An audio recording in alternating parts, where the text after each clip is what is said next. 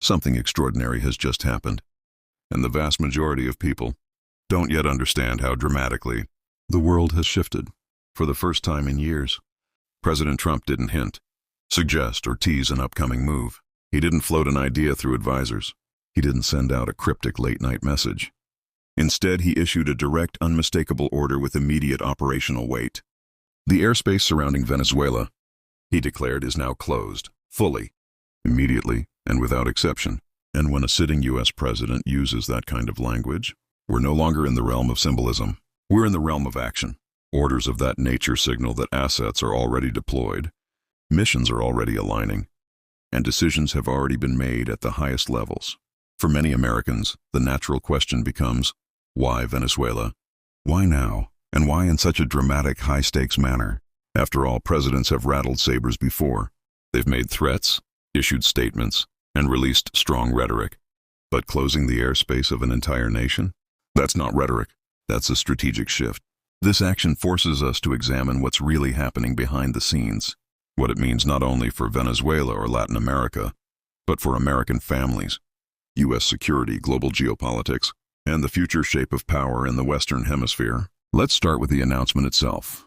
On Truth Social, Trump posted a message aimed not just at airlines and pilots, but also at drug traffickers and human smugglers who use Venezuelan routes. The language was blunt and unusually firm. Consider the airspace above and surrounding Venezuela to be closed in its entirety. To many, it may read like just another presidential statement. But anyone with experience in military, aviation, or strategic operations knows what this signals. A declaration like this is not advisory. It is a claim of control. Control backed by operational capability and readiness to enforce it. You cannot simply declare an airspace closed and hope global actors comply. To enforce it, you need layered radar coverage. You need fighter jets on station. You need surveillance aircraft monitoring every movement. You need tankers in the sky keeping those aircraft fueled. And you need command and control systems active, likely onboard ships or forward-deployed bases. Most importantly, you need the political will to respond if someone tests your boundary. Because once you declare airspace closed, any unauthorized aircraft becomes a challenge to your authority, and the U.S. cannot afford to back down from its own red lines. And here's the key point. The United States is not bluffing. We know this because one of the most powerful symbols of American military might, the USS Gerald R. Ford aircraft carrier, is already positioned in the Caribbean. This is not a casual deployment. A carrier strike group is a floating arsenal, an entire city of power projection. The Ford carries up to 80 aircraft. It travels with missile cruisers, guided destroyers, submarines, and logistic ships. When a fleet like this moves into a region, the message is unmistakable. The U.S. is preparing for multiple scenarios, and it intends to be ready for all of them. So again, why should Americans care? Because this action connects directly to the largest public health and security threat currently hitting American communities, the drug crisis. For years, Venezuela has acted as a superhighway for narcotics, what Trump euphemistically calls candies. These substances, produced in Colombia and funneled through Venezuela, are responsible for hundreds of thousands of American deaths. Analysts estimate hundreds of tons of narcotics pass through Venezuela each year, with much of it ending up on U.S. soil. The Venezuelan regime, led by Nicolas Maduro, is not merely tolerating this, it is participating in it. Top officials have been directly tied to cartel networks. Venezuela has become a true narco state, where military officers collaborate with traffickers and profit from the trade. The numbers are staggering. In the past 2 decades, drug overdoses have taken more American lives than were lost in World War I, World War II, Korea, and Vietnam combined. These are not distant statistics. These are sons, daughters, parents, friends. Communities across the nation are being hollowed out. Trump has repeatedly claimed that the U.S. has already stopped 85% of maritime drug trafficking, and evidence supports a massive uptick in Coast Guard and Navy interdictions across the Caribbean. But whenever one pipeline is shut down, cartels adapt. They move to land routes, hidden landing strips, small aircraft, and jungle corridors. That's where Trump's comment becomes critical. We'll be stopping them by land also. Stopping trafficking by land is vastly more complicated than intercepting boats at sea. Maritime operations take place in clear legal zones. International waters are designated U.S. territories, but land operations? Those could involve striking facilities inside another country. That is no longer interdiction. That is incursion, and on the world stage, it carries the weight of an act of war. According to major reports, the Pentagon has already presented Trump with operational options. These include striking cartel-controlled drug labs, storage depots, and possibly Venezuelan military units that assist in narcotics trafficking. Some of these targets reportedly connect directly to Maduro's inner circle. This raises natural fears among Americans, who remember Iraq and Afghanistan, lengthy conflicts, with no clear endpoint. But strategic analysts point out several differences. The geography is closer, the objectives are narrower, and the mission would be directed at disrupting criminal networks, not restructuring an entire nation. But the story doesn't end with drugs. Venezuela is deeply intertwined with China, Russia, and Iran. Over the past 2 decades, China has invested billions into Venezuelan infrastructure and oil, gaining a critical foothold in America's backyard. Russia has sent advisors, equipment, and even established intelligence facilities. For those who recall Cold War history, this pattern echoes the Cuban Missile Crisis, a foreign power attempting to set up strategic capabilities within striking distance of U.S. shores. The U.S. drew a red line then, and it appears to be drawing one again. This is where the so-called hemispheric defense strategy comes into play. This policy represents a major shift in U.S. geopolitical priorities. Instead of pouring resources into distant conflicts, the focus pivots toward the Western Hemisphere, North, Central, and South America.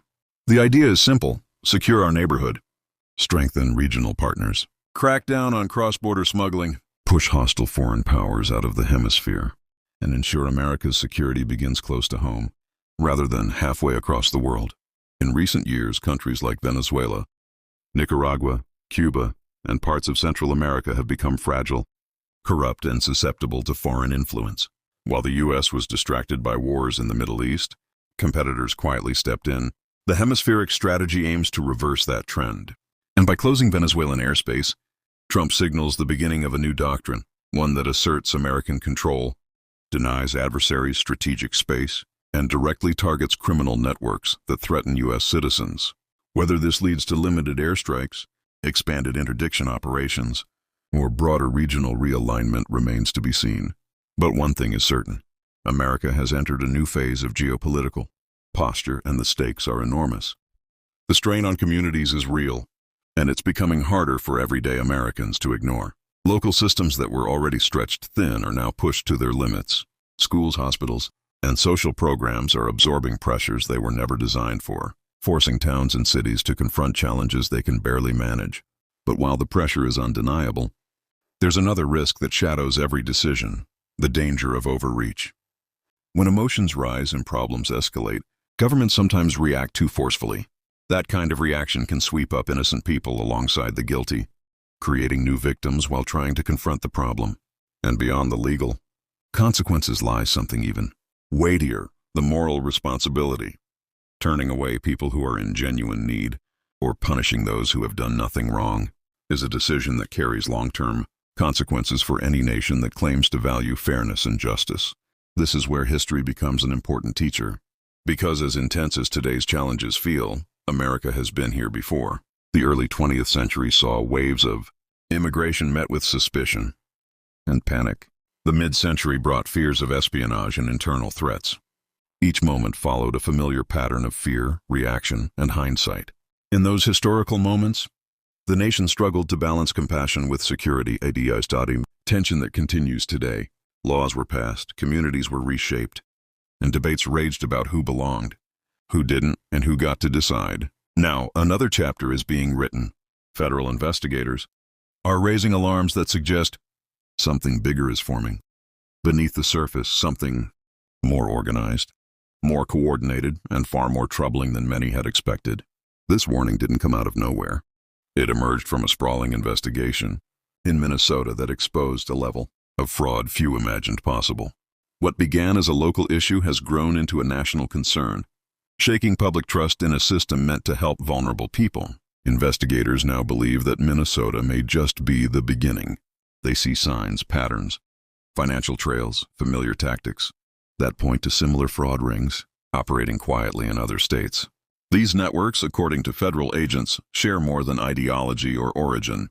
They exploit the same weaknesses in federal programs: They take advantage of oversight gaps that are supposed to protect taxpayer money, and they do it with a level of sophistication that suggests training, coordination, and long-term planning. The rings appear to mirror one another in structure and execution. When one loophole is found, the next group uses it. When one method proves successful, it spreads. These are not isolated criminals. They're systems designed to exploit systems. But the fraud itself is only part of the story. The political reaction around it has taken an unexpected and increasingly dangerous turn. In a recent public statement, one political figure made a deeply alarming implication that enforcing immigration law is equivalent to declaring war. She suggested that violent responses should be seen not as crimes, but as understandable reactions to government policy. That kind of language crosses the line from political disagreement into ideological extremism. It transforms debate into justification. It signals that violence is no longer unthinkable. It is, in her framing, almost expected. And that is precisely the kind of rhetoric investigators say fuels radicalization. It emboldens those who believe they are fighting an unjust system. It encourages people to see violence not as a last resort, but as a moral duty. Service members, border agents, and law enforcement officers feel the impact of this rhetoric directly. They are the ones on the ground, implementing policies, carrying out orders, and protecting communities. Yet they are increasingly treated as symbols rather than human beings. Many have reported harassment, threats, and targeted hostility, not because of who they are, but because of what they represent. The idea that attacking service members could be understandable is a dangerous shift in public discourse. It creates a climate in which extremists feel validated. And when extremists feel validated, they begin to act without fear of moral or social consequence. Federal investigators warn that this environment makes their work harder. It blurs the lines between legitimate criticism and dangerous incitement. It provides cover for organized crime groups that thrive in chaos and confusion. These groups, investigators say, are opportunistic. When political leaders cast doubt on law enforcement, criminals find more room to maneuver. When communities turn against authorities, criminals step in to fill the vacuum. The combination of radical rhetoric and organized criminal activity creates a perfect storm, one that is harder to contain once it begins to spread. Meanwhile, millions of immigrants who follow the rules, work hard, and contribute to society find themselves caught in the middle of this escalating conflict. They bear the consequences of fraud they never committed and of rhetoric they never endorsed. They face suspicion in their workplaces, tension in their communities, and fear about what future policies might bring. They are often the first to feel the ripple effects of political conflict, even though they are the least responsible for causing it. At the same time, citizens who are frustrated with the current system feel equally unheard. They want accountability, clarity, and protection. They want assurance that the people responsible for exploitation will face consequences. But as investigators warn, the real danger is not just the fraud rings or the political extremism. It's the combination of both. When illegal activity intersects with irresponsible rhetoric, the result can destabilize communities far beyond the original problem. America has faced moments like this before, and each time, the country has been forced to decide, will fear push us toward division and reaction, or will reason guide us toward solutions that protect security without abandoning humanity? That decision once again lies ahead, and the consequences will shape not just policy, but the nation's identity for years to come.